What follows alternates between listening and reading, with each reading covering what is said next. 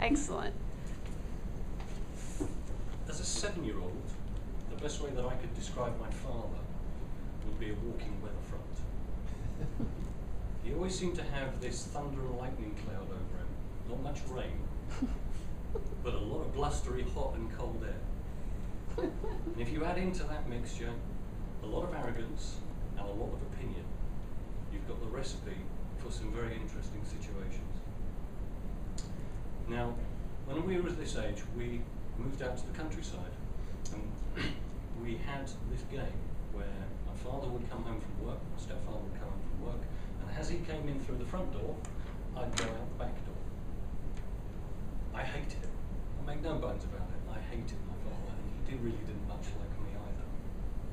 But where we lived, as I went outside the back door, on one side of our house, there was a small farm that had pick-your-own fruits with a dreadful Scottish woman who used to live there. Lovely husband, but she was awful.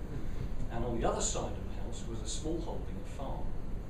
And he had, Farmer Reeve there had about a dozen pigs. He had a cow, he had about half a dozen chickens. And I used to spend a lot of time over there. He was very good to me. He was very good to me.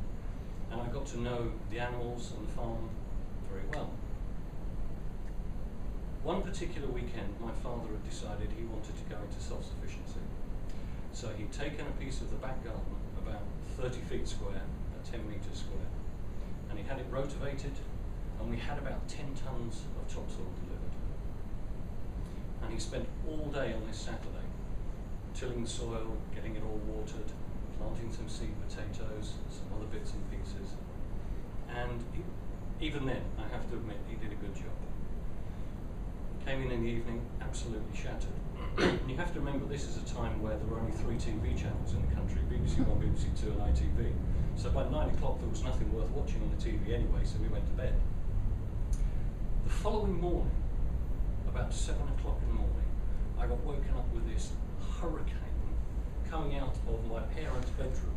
And by the time I blinked, my father had taken 2 steps and was down the whole flight of stairs, and he was out the back of the house screaming and shouting.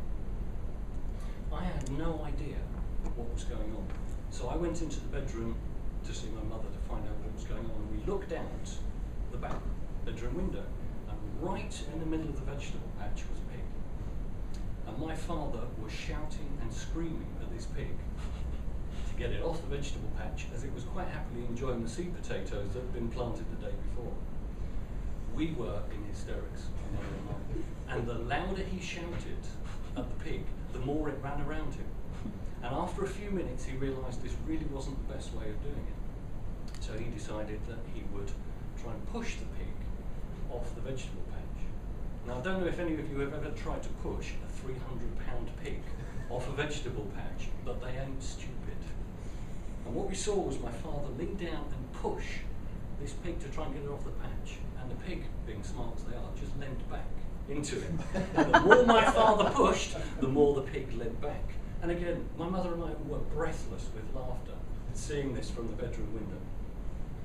After about 10 minutes or so, he managed to actually get the pig chased down around the side of the house and round to the front so he could get it back to the farmers over the other side. But as he came round the corner, the farmer reader had already come round the other side, and they met face to face. My father stood there, absolutely thunder on his face. And Farmer Reader was only quite a small guy. Mum and I are looking at this, and Farmer Reader looked up at Dad, looked him in the eye, and went, "Morning, Mr. Thompson." And he took out a little tab, and he lit it, and he took a drag, and he said, "I've come to get my pig." And gently just started tapping the pig and walking back towards the farm. But what my mother and I know, because we knew Dad so well, was while he was standing there, we could see this realization come over his face. Because his shirt, his trousers, his socks, and his underwear was still in the bedroom. And the only thing my father was wearing was rubber boots.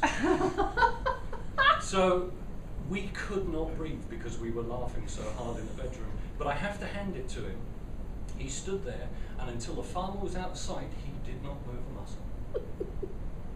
And of course, the 2 things that I took from that was One, always expect the unexpected, and two, think before you act, or you will get caught naked. Thank you. Oh my goodness. Okay, well, how do you critique that? No. Gary, great job. I mean, that was fantastic.